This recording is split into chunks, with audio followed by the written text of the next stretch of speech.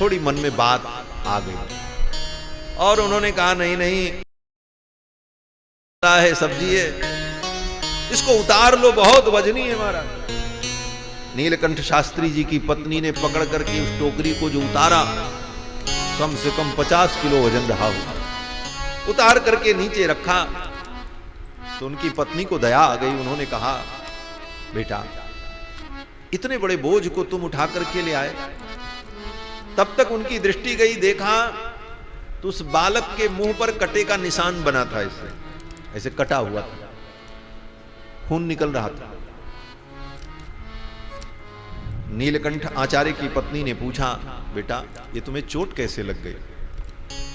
तो उस बालक ने कहा, वो बालक कोई और नहीं थे, भगवान जगन्नाथ ही थे, ठाकुर जी ही थे। भगवान ने कहा भैया पंडित जी ने मार दिया है हमको। उनके पति का नाम लिया, बोले पंडित जी ने मारा है और इतना जोर से मारा कि मेरा मुंह कट गया, और उसके बाद मेरे ऊपर ये 50 किलो का बोझ लाद दिया और कहा पहुंचाओ। उस बालक की इस दशा को देख करके पंडितानी जी को बड़ा क्रोध आया। बोले पंडित जी इतने निर्दयी हो गए, ऐसे सुकुमार बालक को मार दिया, मुंह कट गया। बोझ उतार दिया, दवा लगाई, दुलार किया, कुछ खिलाया और कहा बेटा जाओ, पंडित जी ने अच्छा नहीं किया, आने दो, मैं उनसे पूछूंगी। बालक तो चला गया। चावल दाल घी आटा तेल सब देकर के ठाकुर जी चले गए, अंतर्धान हो गए। पंडित जी समुद्र स्नान करके जब आए तो पंडितानी ने उनको भोजन करने के लिए नहीं पूछा, पहले तो डांटना शुरू किया। बोले पंडित हो, ज्ञानी हो, इतने बड़े विद्वान हो, और इदाम में हम ऐसा सोच करके मैंने उस पंक्ति को काट दिया, उस लाइन को काट करके नई लाइन बनाई। तो जो काट करके कलम चलाई, उसी कलम ने ठाकुर के गाल को काट दिया महाराज, कटे का निशान बन गया। क्यों? बोले गीता जी में और भगवान में, रामायण में, भागवत में, भगवान में कोई अंतर नहीं है, ये सारे ग्रंथ भगवत स्वरूप है महाराज। शास्त्री जी को अनुभव हो गया, नीलकंठ जी को, ये तो भगवान जगदीश थे, अपने भक्त का योगक्षेम भी भगवान वहन करते। योगक्षेम का मतलब क्या है? योगक्षेम में दो शब्द है, योग और क्षेम। योग का मतलब अप्राप्त वस्तु को प्राप्त। आचार्य नीलकंठ ने अपनी पत्नी से कहा देवी तू तो धन्य है, आज तेरा सौभाग्य प्रकट हुआ, तेरा भाग्योदय हो गया। पत्नी ने कहा क्या हुआ? नीलकंठ जी ने कहा वो बालक कोई और नहीं था, भगवान श्री कृष्ण थे, साक्षात द्वारिकाधीश थे, भगवान जगदीश थे, और तूने उनका दर्शन किया, तू तो धन्य हो गई, तू कृतकृत्य हो गई। इस प्रकार भगवान का अनुभव कर करके दोनों दिव्य दंपति आनंदित हुए। कहने का भाव कि गीता जी की, श्री गीता जी की एक पंक्ति में कलम चला दी नीलकंठ जी ने, तो भगवान के गाल पर कटे का निशान बन गया। ये कथा आज भी प्रसिद्ध है, बड़े बड़े विद्वान, बड़े बड़े महापुरुष इस कथा को जानते हैं, ग्रंथों में लिखा है। इस कथा के द्वारा यही प्रमाणित होता है कि जितने दिव्य ग्रंथ हैं ये सब भगवत रूप है, भगवत स्वरूप। यही भावना इन ग्रंथों के प्रति रखनी चाहिए। ऐसे दिव्य काव्य को, श्रीमद् वाल्मीकि रामायण को भगवत प्रेरणा से महर्षि वाल्मीकि ने प्रकट किया, और ये रामायण काव्य उस समय की रचना है जब भगवान श्री राम अयोध्या के सिंहासन पर आरूढ़ होकर प्रजा का पालन कर रहे थे। श्री रामायण के प्रारंभ में महर्षि वाल्मीकि ने कोई मंगलाचरण नहीं किया, सीधे कथा प्रारंभ कर दी। ओम तपस्वाध्याय निरतम तपस्वी वाग्विदाम्बरम नारदम परिपप्रच्छ वाल्मीकिर्मुनि पुंगवम। यहीं से रामायण जी प्रारंभ होते। बाकी अन्य ग्रंथों में हम देखते हैं कि ग्रंथ के प्रारंभ में ग्रंथकर्ता के द्वारा मंगलाचरण लिखा जाता है। श्रीमद् भागवत महापुराण के प्रारंभ में श्री वेदव्यास जी मंगलाचरण करते हैं। जन्माद्यस्य यतोऽन्वयादितरतश्चार्थेष्वविज्ञस्वराट् तेने ब्रह्म हृदय आदि कवये मुह्यन्ति यत्सूरयः तेजो वारिमृदां यथा विनिमयो यत्र त्रिसर्गो मृषा धाम्ना स्वेन सदा निरस्तकुहकं सत्यं परं धीमहि। मंगलाचरण करते श्री गोस्वामी तुलसीदास जी महाराज ने श्रीमद् रामचरितमानस के प्रारंभ में वर्णानाम अर्थ संघानां रसानां छंदसामपि मंगलानां च कर्तारौ वंदे वाणी विनायकौ। हर कांड के प्रारंभ में मंगलाचरण। और सभी ग्रंथों में जो आस्तिक हैं, नास्तिकों की बात मैं नहीं कर रहा हूं, जो आस्तिक हैं, ऐसे कोई भी आस्तिक पुरुष चाहे वो ग्रंथ भगवत विषय का निरूपण करता हो न करता हो, फिर भी आस्तिक प्राणी अपने ग्रंथ के प्रारंभ में मंगलाचरण करता ही करता है। जैसे न्याय शास्त्र में न्याय दर्शन का वर्णन करते हुए अन्नम भट्ट ने तर्क संग्रह ग्रंथ की रचना की। उसमें कहीं कथा नहीं है राम जी की, न कृष्ण कथा है, वहां तत्व निरूपण है, लेकिन वहां भी प्रारंभ में मंगलाचरण किया, भगवान को प्रणाम किया। श्री वरदराजाचार्य जी ने छोटी सी कौमुदी का निर्माण किया व्याकरण शास्त्र का सिद्धांत बताने के लिए, तो उन्होंने भी मंगलाचरण किया, प्रणाम किया अपने इष्ट देवता को। लेकिन महर्षि वाल्मीकि ने अपने रामायण के प्रारंभ में मंगलाचरण नहीं किया, सीधे कथा प्रारंभ कर दी। तपस्वाध्याय निरतम तपस्वी वाग्विदाम्बरम। मंगलाचरण क्यों नहीं किया? आचार्य जन कहते हैं कि महर्षि वाल्मीकि ने विचार किया कि मंगलाचरण इसलिए किया जाता है कि कोई विघ्न न हो और मंगल हो, विघ्न का निराकरण हो जाए, कार्य की सिद्धि हो और मंगल हो। तो महर्षि वाल्मीकि ने सोचा कि जिन भगवान का मैं चरित्र वर्णन करने जा रहा हूं, वे भगवान तो स्वयं मंगल के भी मंगल, उनका कोई मंगल क्या मंगल करेगा? ये तो मंगल को भी मंगल बनाने वाले हैं। मंगल करन करी तुलसी कथा रघुनाथ की। मंगल करन कलिमल तुलसी कथा रघुनाथ की।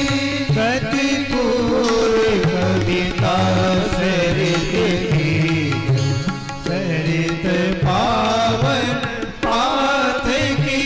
गति पूरी कविता सरित की, सरित पावन पाथ की। प्रभु सुजस प्रभु सुजस संगत भरित भले हुई है सुजन मन भावनी। प्रभु सुजस संगत भरित भले हुई है सुजन मन भावनी। भगवत भागवताचार्य रूप देवर्षि नारद। भगवत रूप भी है, भागवत रूप भी है और आचार्य रूप भी। और यही तीन रूप तो हमारे यहां श्री वैष्णव संप्रदाय में उपास्य हैं। हमारे यहां आचार्य जन कहते हैं वैष्णव को क्या करना चाहिए? बोले भगवत भागवताचार्य कैंकर्य परायण होना चाहिए। वैष्णव किसे कहते हैं? केवल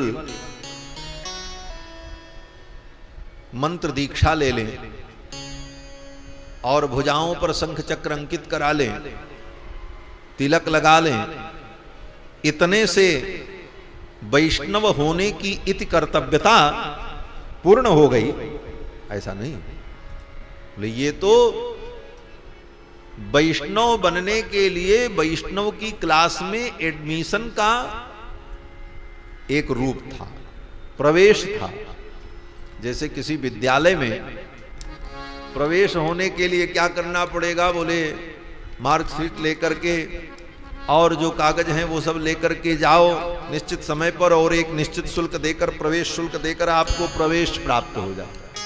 लेकिन अब प्रवेश प्राप्त करने का उद्देश्य ये है कि अब आप आगे पढ़ो, क्लास करो, सारे विषय को तैयार करो। उसी प्रकार दीक्षा लेकर, मंत्र लेकर, तिलक धारण करके तो वैष्णव की कक्षा में व्यक्ति का प्रवेश होता, एडमिशन हुआ। अभी पढ़ाई बाकी है, और पढ़ाई क्या पढ़ना है, बोले कथा सत्संग उपदेश आचार्यों की सन्निधि में बैठकर सुनकर सीख करके हमें करना क्या है, बोले 3 काम करना है। बोले भगवत भागवताचार्य कैंकर्य, बस यही कर्तव्य है। भगवत माने भगवान, भागवत माने भगवान के भक्त, और आर्य गुरु जो उपदेश देने वाले, इनका कैंकर्य, इनकी तीनों की सेवा। भगवत भागवताचार्य कैंकर्य, भगवान की, भगवान के भक्त की और आचार्य की, इन तीनों की सेवा करना। और उस सेवा का उद्देश्य क्या, आत्मकल्याण? बोले ना, अपना कल्याण नहीं।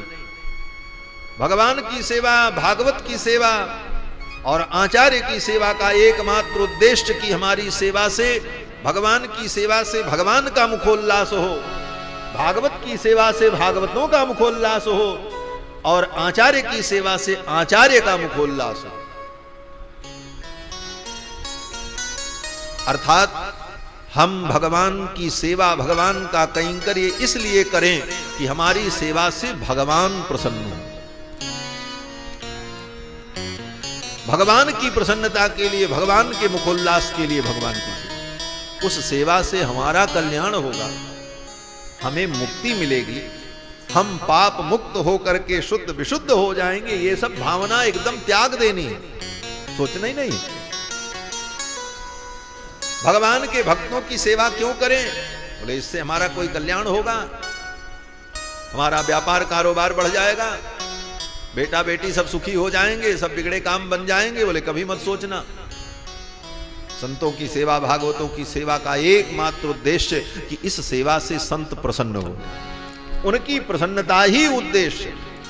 और आचार्य कैंकर्य का भी यही फल हमारे यहां माना गया कि हम आचार्य की, गुरु की सेवा करें। उसका उद्देश्य आत्म कल्याण नहीं है, हमारी सेवा से आचार्य प्रसन्न हो जाएं, यही हमारा उद्देश्य है। तो भगवत भागवताचार्य मुखोल्लास, भगवत भागवत आचार्य का मुखोल्लास हमारे कैंकर्य के द्वारा हो, हम उनका कैंकर्य करें, यही वैष्णव धर्म है।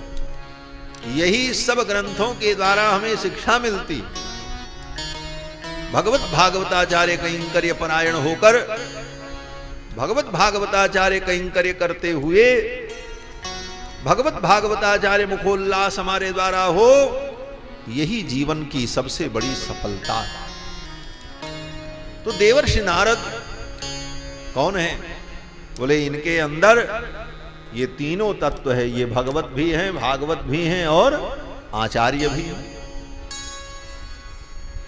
भगवान इसलिए हैं कि इन्हें अवतार भूत कहा गया।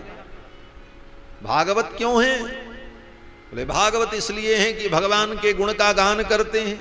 गायन नारायण कथाम, नारायण कथा का गान करते हुए देवर्षि नारद विचरण करते रहते। और नारद जी के अंदर आचार्य की सिद्धि क्यों है, बोले आचार्य उसे कहते हैं जो भगवत प्राप्ति करा दे, जिसके संबंध से भगवान प्राप्त हो उसे आचार्य कहते हैं। भगवत प्राप्ति का जो यही आचार्यत्व है, और वह देवर्षि नारद में है। नारद जी क्या करते हैं, वेदव्यास जी कहते हैं कि नारदो देवदर्शन, नारदो देवदर्शन, ये देवदर्शन है। नारद जी जिसको मिल जाए उसको भगवान जरूर मिलते हैं।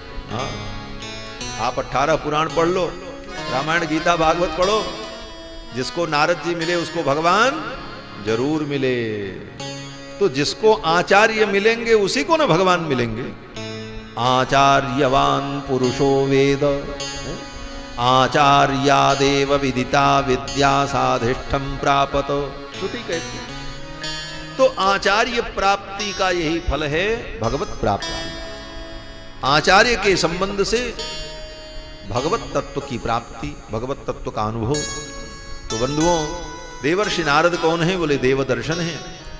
ये जिसको दर्शन देते हैं उसको भगवान का दर्शन जरूर हो जाता है। देव कौन? बोले भगवान।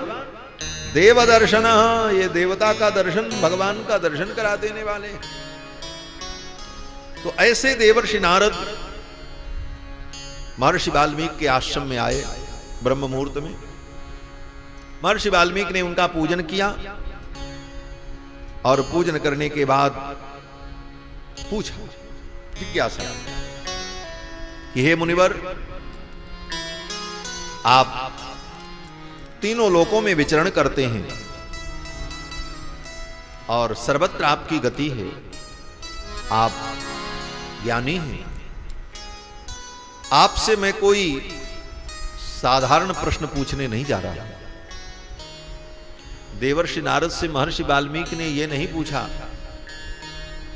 कि ब्रह्मलोक कहां है, नरक स्वर्ग कहां है, और कोई भौतिक ज्ञान के विषय में महर्षि वाल्मीकि ने नारद जी से नहीं पूछा। महर्षि वाल्मीकि ने नारद जी से यही कहा कि हे मुनिवर, मैं जानना चाहता हूं कि संपूर्ण लोकों में सर्वश्रेष्ठ पुरुष कौन है?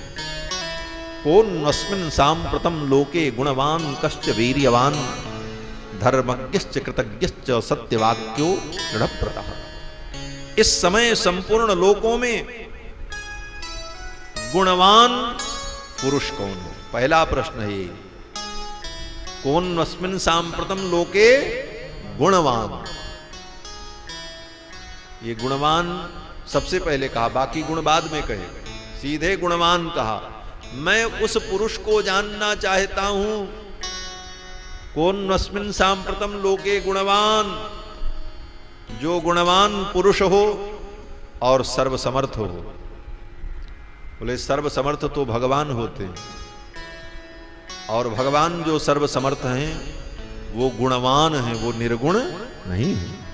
ये वाल्मीकि रामायण की पहली पंक्ति ही सिद्ध करती है। लोग कहते हैं भगवान निर्गुण है, पर भगवान निर्गुण निराकार हैं।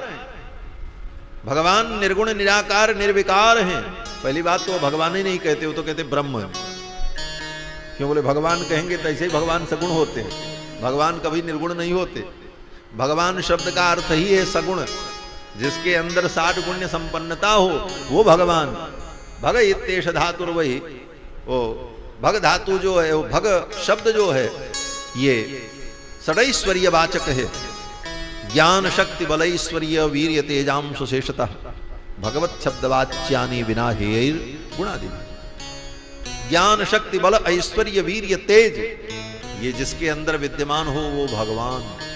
इतने गुण जिसमें हो भगवान, तो भगवान का मतलब ही गुणवान।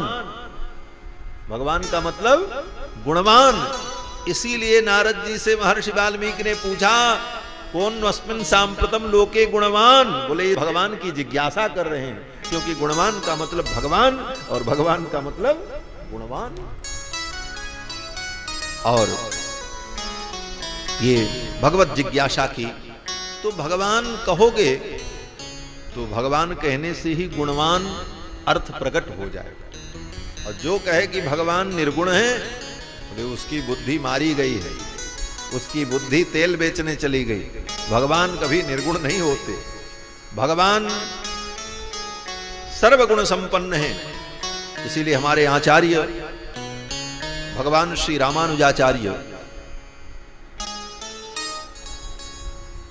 भगवान का वर्णन करते हुए कहते हैं कि अखिल हेय प्रत्यनीक कल्याणैकतान स्वेतर समस्त वस्तु विलक्षण। अखिल हेय प्रत्यनीक, भगवान समस्त निंदित गुणों से रहित। अखिल हेय प्रत्यनीक, हेय माने निंदनीय, जो गुण हैं उसके प्रत्यनीक हैं। प्रत्यनीक माने विरोधी। और कल्याण गुणैकतान। कल्याण गुण माने जो दिव्यतम गुण हैं, उन दिव्यतम गुणों के भगवान ऐकतान आश्रयभूत हैं। भगवान को गुण की अपेक्षा नहीं होती। ऐसी बात नहीं है कि भगवान गुणवान बनते हैं, ये तो हम आप बनते हैं। इस दुनिया में आके कुछ सीखते हैं तो गुणवान हो जाते हैं। गाड़ी चलाना आ गया तो गाड़ी चलाने का गुण आ गया तो हम ड्राइवर हो गए। पढ़ाने का गुण आ गया तो मास्टर हो गए। ये सब गुण हम लोग सीखते हैं, ये सब गुण हमारे अंदर आता है।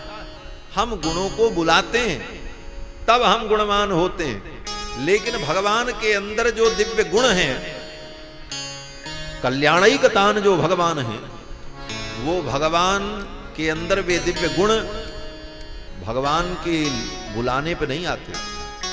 वो स्वयं भगवान से प्रार्थना करते हैं कि मैं भगवान के सन्निकट जाकर इनका आश्रय लेकर के मैं सार्थक हो जाऊं। भगवान को गुणों की अपेक्षा नहीं होती, गुण को भगवान की अपेक्षा होती। भगवान को गुणों की अपेक्षा नहीं है, गुण भगवान की अपेक्षा करते हैं। इसीलिए भागवत जी में देखो, जब समुद्र मंथन से भगवती महालक्ष्मी का प्रादुर्भाव हुआ, ततश्चाविर्भूत साक्षात् श्री रमा भगवत परा रंजयंतीं दिशः कांत्या विद्युत सौदामिनी यथा। भगवती महालक्ष्मी समुद्र मंथन से प्रकट हुई और कमला अपने कर कमल में कमल पुष्पों की माला लेकर के अपने प्रियतम को, कमलाकांत को ढूंढने के लिए जब चल पड़ी, सभी देवता पंक्तिबद्ध खड़े थे, लेकिन उनके गुणों को देखने के बाद भी कमला ने उन देवताओं का वर्ण नहीं किया। और वर्ण किसका किया? भगवान श्रीनिवास का वर्ण किया। और वो भगवान कैसे? वेदव्यास जी वर्णन करते हैं कि जब लक्ष्मी जी कमल पुष्प की माला लेकर के चली तो भगवान दूर जाकर के एक पेड़ के नीचे बैठे थे। और बाकी देवता बोले, बाकी देवता तो क्यू में खड़े थे, लाइन लगाए थे कि शायद हमारा नंबर लग जाए और लक्ष्मी हम ही को ही माला पहना दे, हमारा ही वर्ण हो जाए। तो सब लाइन लगा करके खड़े थे, लेकिन भगवान तो सब लाइन से परे थे, दूर जाकर के एक वृक्ष के नीचे बैठे। लक्ष्मी जी ने देखा, अरे यही वर्ण करने के योग्य हैं। और लक्ष्मी जी ने भगवान के गले में जाकर के वरमाला डाली। क्या समझ करके? वेदव्यास जी कहते हैं कि बब्रे वरम सर्वगुणैरपेक्षितम। बब्रे भगवान का वर्ण किया, बब्रे वरम, वरम श्रेष्ठम परमात्मानम, ऐसे श्रेष्ठ परमात्मा का वर्ण किया लक्ष्मी ने। कैसे हैं वो भगवान? बोले सर्वगुणैरपेक्षितम, सारे गुणों के द्वारा जो अपेक्षित हैं, अर्थात सारे गुण जिनकी अपेक्षा करते हैं। भगवान गुण की अपेक्षा नहीं करते, गुण भगवान में जाकर के सार्थक होते। तो गुणवान का मतलब ही भगवान होता। अगर कहीं भगवत चर्चा हो तो वहां पर भगवान शब्द के साथ गुणवान शब्द का प्रयोग किया जाए तो भगवान और गुणवान मानो समानार्थक हो जाएंगे। क्यों? बोले भगवान का मतलब ही गुणवान। इसीलिए हमारे आचार्य कहते हैं भगवान कभी निर्गुण नहीं होते। क्यों? बोले भगवान का मतलब ही गुणवान है, सगुण। और भगवान को जो लोग निर्गुण और निराकार मानते हैं, तर्क करते हैं, तर्क देते हैं, उनकी बुद्धि जाने वो जाने। लेकिन हमारे आचार्य तो यही कहते हैं कि भगवान सदा नित्य सगुण साकार हैं और अनंत कल्याण गुणगण निलय हैं। अनंत जब अनंत हैं तो उनके गुण भी अनंत हैं। और कितने गुण? बोले उनकी कोई सीमा नहीं महाराज, अनंत गुण। सौशील्य वात्सल्य मार्दव आर्जव सौहार्द्य साम्य कारुण्य माधुर्य गांभीर्य चातुर्य स्थैर्य धैर्य शौर्य पराक्रम सत्य काम सत्य संकल्प कृतित्व कृतज्ञता वशी वदान्यादि अनंत अनंत गुण भगवान में विद्यमान है। तो महर्षि वाल्मीकि ने यही पूछा कि इस समय कौन अस्मिन् सांप्रतम लोके गुणवान, संपूर्ण लोकों में इस समय वो गुणवान पुरुष कौन है, किस रूप में है, उनको मैं जानना चाहता हूं। और फिर भगवान के और भी अनेक गुणों की चर्चा की। चारित्रेण चको युक्त सर्वभूतेषु को हितः, जो चरित्र संपन्न है, सर्वभूतेषु को हितः, समस्त भूतों के जो हितैषी हों, सर्वभूतेषु को हितः, और आत्मवान को जित क्रोधो द्युतमान को अनुसूयकः, कस्य बिभ्यति देवाश्च जातरोषस्य संयुगे, जिसके क्रोध करने पर देवता भी भयभीत होते हैं, ऐसा वो पुरुष कौन है, उसे मैं जानना चाहता हूं। वो परम तत्व परमात्मा किस रूप में विद्यमान है। मानो सीधा सीधा यही प्रश्न किया महर्षि वाल्मीकि।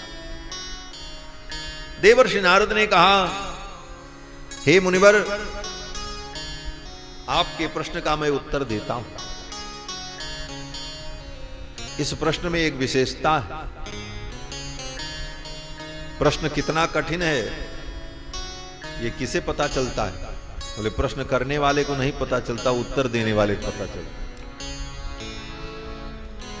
उत्तर देना, वो प्रश्न कितना कठिन है ये तो उत्तर देने वाला ही समझ सकता है। नारद जी ने प्रश्न तो कर दिया, वाल्मीकि जी ने प्रश्न तो कर दिया, लेकिन उत्तर किसको देना? बोले देवर्षि नारद को देना है। देवर्षि नारद ने कहा, भाई बड़ा कठिन प्रश्न तुमने किया, ये साधारण प्रश्न नहीं, ऐसा प्रश्न कोई ऐरा गहरा नहीं कर सकता, और ऐसे प्रश्न का उत्तर भी कोई ऐरा गहरा नहीं दे सकता। नारद जी कहते हैं कि बहवो दुर्लभाश्चैव, ये जो दुर्लभ गुण, बहवो दुर्लभाश्चैव ये त्वया कीर्तिता गुणाः, जिन गुणों की तुमने चर्चा की है ये बड़े दुर्लभ हैं। ये किसी साधारण प्राणी में ये सारे गुण नहीं हो सकते, ये दुर्लभ गुण जिस पुरुष में विद्यमान है वो पुरुष कौन है?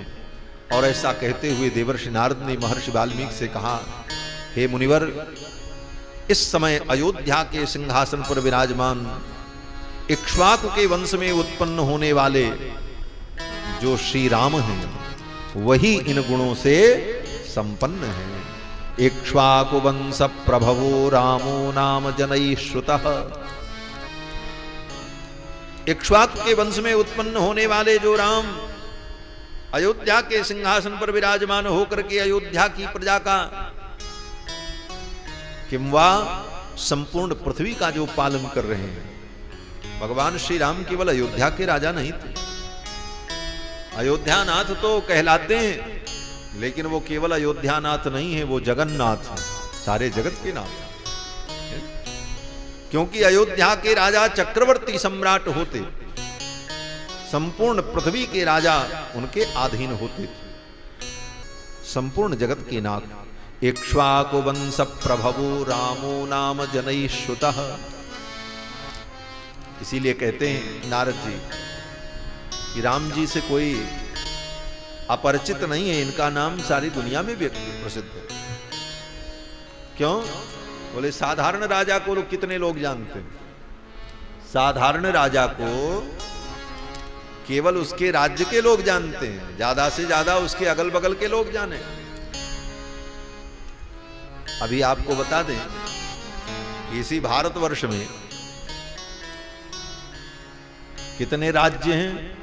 25 राज्य हैं, 30 कितने 29 राज्य। और किस राज्य का कौन मुख्यमंत्री है, वहां का कौन राजा है, सबको नहीं मालूम है। जो मुख्य मुख्य राज्य हैं वहां के मुख्यमंत्री का तो नाम लोगों को मालूम होगा, लेकिन भारत के ही किस राज्य का कौन मुख्यमंत्री है और कौन वहां का राजा है, यही लोगों को नहीं मालूम। तो आप सोचिए, लेकिन जो संपूर्ण पृथ्वी का मालिक हो, उसको तो संपूर्ण पृथ्वी के लोग जानेंगे। इसीलिए नारद जी कहते हैं रामो नाम जनैः श्रुतः, ये राम नाम अयोध्या के राजा हैं, वे अपने भी धर्म की रक्षा करते हैं और अपने स्वजनों के भी धर्म के रक्षक हैं। भगवान स्वयं धर्म है, रामो विग्रहवान धर्म, और भगवान स्वयं धर्म की आत्मा है और भगवान धर्म स्वरूप है। भगवान धर्म के कर्ता भी हैं और भगवान धर्म के रक्षक भी हैं। इसीलिए कहा गया, राम जी के नाम का उच्चारण करते हुए वेदव्यास जी विष्णु सहस्त्रनाम में कहते हैं कि रामो विरामो विरजो मार्गो नेयो नयो नयः वीर शक्तिमतां श्रेष्ठो धर्मो धर्म विदुत्तमः। भगवान धर्म है, धर्म विदुत्तम है, धर्मवित है, धर्मवेत्ता है, धर्मकर्ता है, धर्मरक्षक। इसीलिए महर्षि वाल्मीकि कहते हैं रामो विग्रहवान धर्म, राम धर्म के विग्रह हैं। और ये बात इसलिए भी अधिक प्रामाणिक हो जाती है कि इस बात को मारीच ने कहा है? ये वाक्य जो हम लोग बोलते हैं रामो विग्रहवान धर्म, ये किसने कहा है बार रामायण में? बोले मारीच ने कहा। इसकी बात ज्यादा प्रमाण होती है क्या? अरे बोले वो तो राक्षस है। बोले राक्षस की बात इतनी प्रमाण? बोले राक्षस तो है लेकिन राम जी का शत्रु है, और शत्रु जब अपने शत्रु का गुणानुवाद करने लग जाए तो समझ लेना चाहिए कि ये गुण यथार्थ है। मित्र तो झूठी भी प्रशंसा करते हैं लेकिन शत्रु कभी झूठी प्रशंसा नहीं कर सकता। शत्रु तो सत्य को भी नहीं स्वीकार करता, सत्य को भी झुठलाना चाहता है, लेकिन जब शत्रु भी तुम्हारे सत्य को स्वीकार कर ले, तुम्हारे गुण को, इसका मतलब वो गुण निश्चित रूप से। और मारीच जैसे व्यक्ति ने रावण से कहा, जब रावण ने कहा कि मुझे सीता हरण करना है, तुम माया मृग बन जाओ, मैं जानकी का हरण करूंगा, तो मारीच ने कहा लंकेश तुम जीत नहीं पाओगे, राम को तुम नहीं जानते हो। राम कौन है? रावण ने कहा जानता हूं, अयोध्या के राजा दशरथ के पुत्र हैं और असमर्थ हैं, दीनहीन हैं, उनको राज्य से निकाल दिया गया है, वन वन भटक रहे हैं। मारीच ने कहा ये तुम्हारा भ्रम है, वो निकाले नहीं गए हैं, वो धर्म का पालन करते हुए वन में आए हैं और वो साक्षात धर्म रूप हैं। रामो विग्रहवान धर्म, वो धर्म के विग्रह हैं। तो जब शत्रु प्रशंसा कर दे, इसका मतलब वो बात पक्की। तो भगवान अपने स्वजनों के धर्म की रक्षा करने वाले, स्वयं के धर्म की रक्षा करने वाले। इस प्रकार देवर्षि नारद ने राम जी का चरित्र 100 श्लोकों में महर्षि वाल्मीकि को सुनाया, और फिर 100 श्लोक में संपूर्ण रामायण नारद जी ने सुना डाली। जन्म से लेकर भगवान के प्राकट्य से लेकर के राज्याभिषेक पर्यंत संपूर्ण रामचरित्र को 100 श्लोकों में देवर्षि नारद ने वाल्मीकि जी को सुनाया। राज्याभिषेक का वर्णन करते हुए नारद जी ने कहा कि रावण इत्यादि असुरों का वध करने के बाद रघुनंदन श्री राम जानकी जी को लेकर के अयोध्या में आए, राज्य की स्थापना हुई और राम राज्य इतना दिव्य कि राम राज्य में कहीं किसी को कोई दुख नहीं, न पुत्र मरणम केचित द्रक्षन्ति पुरुषाः क्वचित। राम जी के राज्य में कभी किसी पिता को अपने पुत्र का मरण नहीं देखना पड़ा। राम जी के राज्य में कोई स्त्री कभी विधवा नहीं हुई। नार्यश्चा विधवा नित्यम भविष्यन्ति पतिव्रताः। राम जी के राज्य में न चाग्निजम भयम किंचिन्नाप सुमज्जन्ति जंतवः। राम जी के राज्य में कभी कोई पानी में डूब के नहीं मरा। राम जी के राज्य में कभी किसी के घर में आग नहीं लगी। न चापि क्षुद् भयम तत्र। राम जी के राज्य में कभी किसी को भूख ने नहीं सताया। राम जी के राज्य में कभी चोर और डाकू का आतंक नहीं रहा। राम जी के राज्य में कभी किसी को कोई रोग नहीं हुआ, नापि ज्वर कृतम तथा, न किसी को कोई बीमारी हुई, न कोई हॉस्पिटल गया, न किसी को दवा खानी पड़ी, सब स्वस्थ रहते, सब ठीक रहते। ये राम जी के राज्य की। इतनी बात को गोस्वामी जी एक ही चौपाई में कहते हैं, राम राज बैठे त्रिलोका, राम राज बैठे त्रिलोका, हर्षित भय गए सब शोका, हर्षित भय गए सब शोका। राम राज्य बैठे त्रिलोका, हर्षित भय गए सब शोका। राम जी सिंहासन पर बैठे, त्रिलोकी आनंदमयी हो गई, सारे शोक समाप्त हो गए। ले महाराज, आज भी राम जी सिंहासन पर बैठ जाएं फिर ऐसे ही हो जाए? बोले अब प्रकट रूप से तो वो लीला तो फिर त्रेताई युग में होगी, लेकिन इस राम राज्य को आप अपने जीवन में जरूर अनुभव कर सकते हैं। बोले कैसे? बोले अपने हृदय के सिंहासन पर अपनी आत्मसत्ता के साम्राज्य में राम को राजा बना लो, कोई नहीं रोकेगा तुम्हें। तुम्हारी सत्ता क्या है? बोले तुम्हारी सत्ता तुम्हारे शरीर से है, ये शरीर ही तुम्हारा साम्राज्य है, यही तुम्हारी संपत्ति है। विचित्रा देह संपत्ति हस्तपादादि संयुता, हमारे आचार्य कहते हैं ये शरीर हस्तपादादि संयुता जो विचित्र संपत्ति है, ये साम्राज्य है, इसके तुम राजा हो और इसका तुम शासन कर रहे हो, उसका अपने अनुकूल उपभोग कर रहे हो। इसी का राजा राम जी को बना दो। अपने हृदय के सिंहासन पर अपनी सत्ता को राम जी को सौंप दो और आपके हृदय के अधिपति जब रघुनंदन हो जाएंगे, राजा हो जाएंगे, तो आपकी सत्ता में, आपके साम्राज्य में जो आपका ये साम्राज्य है, यह हर्षित हो जाएगा। हर्षित भय गए सब शोका, जीवन के सारे शोक दूर हो जाएंगे। यही राम राज्य की परिकल्पना। अपने जीवन में ही हम राम राज्य की स्थापना कर लें जो हमारे जीवन के संपूर्ण शोक को, मोह को, दुख को निवृत्त कर दे, और यही रामायण कथा का उद्देश्य है। इस रामचरित्र को जो सुनता है वह समस्त पाप से मुक्त हो जाता है। इदम पवित्रम पापघ्नम, समस्त पापों का नाश कर देने वाला पुण्यम, ये पुण्यमय है, पवित्रमय है। और बोले वेदैश्च संमितम, वेदैश्च संमितम, इस पंक्ति का दो अर्थ है। एक अर्थ तो यह है वेदैश्च संमितम, चारों वेदों के द्वारा सम्मत है। सम्मत माने समर्थित है, अनुप्राणित है, अर्थात वेदानुकूल है, वेद के विपरीत कुछ नहीं। कौन चीज? बोले रामायण। पुण्यम वेदैश्च सम्मितम, और दूसरा अर्थ है बोले वेदैश्च सम्मितम, वेद के समान है। रामायण और वेद में कोई अंतर नहीं है। एक अर्थ तो यह है कि रामायण वेद सम्मत है, वेदानुकूल है, वेदानुमोदित है, वेदानुप्राणित है, और दूसरा अर्थ बोले दूसरा अर्थ है वेद समतुल्य है, वेद के समान ही, वेद से थोड़ा भी न्यून नहीं है रामायण। बोले इसको कैसे समझें? बोले इसको आप ऐसे समझो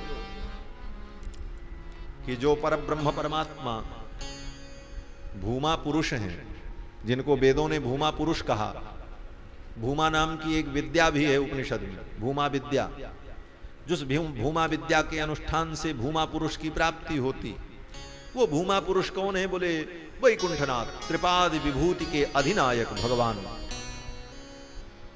और अयोध्या में प्रकट होने वाले रघुनंदन श्री राम। अब उन भूमा पुरुष में और राम जी में कोई अंतर है? कोई अंतर नहीं, कोई अंतर नहीं। जो भूमा पुरुष हैं वही राम हैं, वही कृष्ण हैं, वही तत्व हैं, कोई अंतर नहीं। उसी प्रकार से अंतर क्यों नहीं है? बोले अंतर इसलिए नहीं है कि वही भूमा पुरुष राम के रूप में अवतरित हुए, वही भूमा पुरुष वैकुंठनाथ कृष्ण के रूप में अवतरित हुए, वही जगन्नाथ के रूप में, दारु विग्रह के रूप में, अर्चा विग्रह के रूप में विराजमान है। लकड़ी बनकर के भगवान बैठे हैं, ब्रह्मकाष्ठ। बोले भगवान लकड़ी क्यों बन गए? हमारे अभी कटकी के स्वामी जी महाराज ने बताया ना कि बड़ा कलह झेलना पड़ता है भगवान को भी। इनके घर में भी कलह होता है, और कलह माने झगड़ा, लड़ाई। और लक्ष्मी जी से तो भगवान का कलह होता ही रहता है।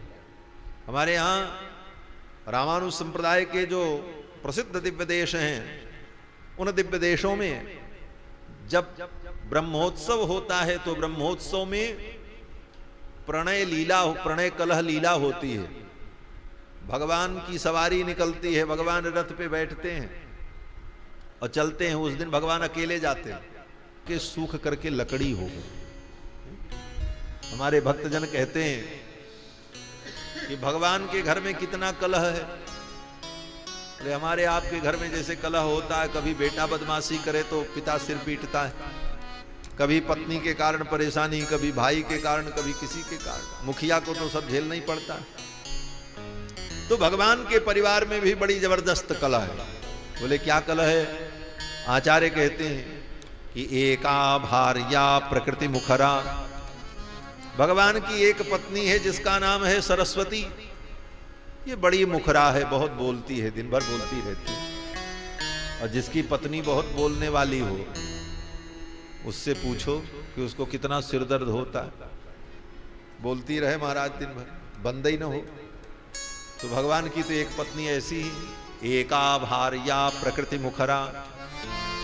और दूसरी पत्नी बोले चंचला च द्वितीया। वो चंचला है, उनका नाम लक्ष्मी है। लक्ष्मी का एक नाम चंचला है। चंचला माने चलायमान, जो हमेशा चलती रहती, कभी रुकती नहीं, स्थिर नहीं रहती। जो वस्तु हमेशा चलती रहे, स्थिर न रहे, उसको कहते हैं चंचल। उसी को कहते हैं जंगम। गम गम जगम जंगम। उसी तरह चल चल चचल चंचल, ऐसा शब्द बनता है व्याकरण में। तो चंचल का मतलब चलायमान। एक पत्नी जो है प्रकृति मुखरा, बहुत बोलने वाली, और दूसरी बोले चंचला, वो स्थिर नहीं रहती। अब कोई पुरुष विवाह करे, दो विवाह करे, और एक पत्नी दिन भर बड़बड़ाती रहे और एक हमेशा घूमने फिरने में ही मस्त रहे, चंचला हो, तो उस पति को क्या सुख होगा? तो एका भार्या प्रकृति मुखरा चंचला च द्वितीया। पुत्रश्चैको भुवन विजयी मन्मथो दुर्निवारः।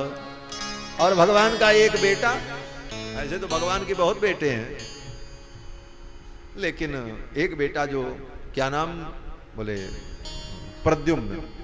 वो कौन है? बोले कामदेव है। बोले उस काम की सब निंदा करते हैं, और जिस बाप के बेटे की सारी दुनिया निंदा करे, उस बाप को कितना सुख होगा?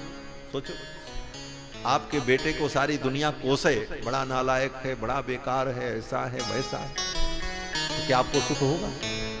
तो भगवान का पुत्र जो मनमथ है, दुर्निवार, उसकी सारी दुनिया निंदा करती। बड़े बड़े ऋषि मुनि उसको कुछ न कुछ बोलते रहते। और शेषशय्या भुवन मुदधि। भगवान का बिस्तर क्या है? बोले सांप। शेष की सैया पर शयन करते। वाहनम पन्नगारी ही। भगवान का वाहन कौन है? बोले गरुण। गरुण और सांप की लड़ाई, अगर मौका मिल जाए तो गरुण जी कब शेषनाग के ऊपर धावा बोल दें, कोई ठिकाना नहीं, क्योंकि गरुण जी का तो सर्प आहार है। नमः पन्नगनद्धाय वैकुंठ वसवर्तिने। ऐसे गरुण जी महाराज।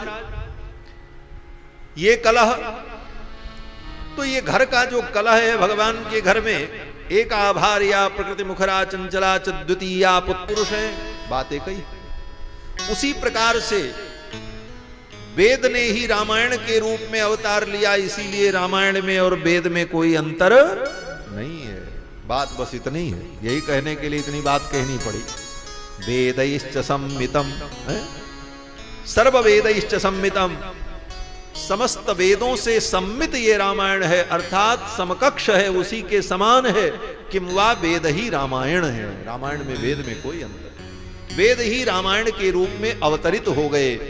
वेद वेद्ये परे पुंसि जाते दशरथात्मजे, वेद प्राचेद सादासीत साक्षात रामायण। भगवान ने अवतार लिया तो वेदों ने भी अवतार ले लिया रामायण के रूप में, और ये रामायण काव्य वेदावतार है। अब अंतर जरूर है, क्यों?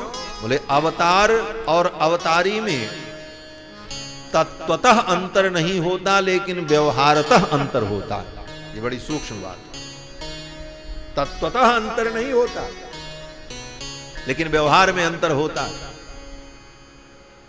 अवतार लेने पर भगवान में कोई अंतर नहीं आया, जो भगवान वैकुंठनाथ है वही राम जी हैं, लेकिन व्यवहार में अंतर आ गया। बोले वैकुंठनाथ को कोई देख नहीं सकता था, लेकिन इनको अब सब देख लेंगे।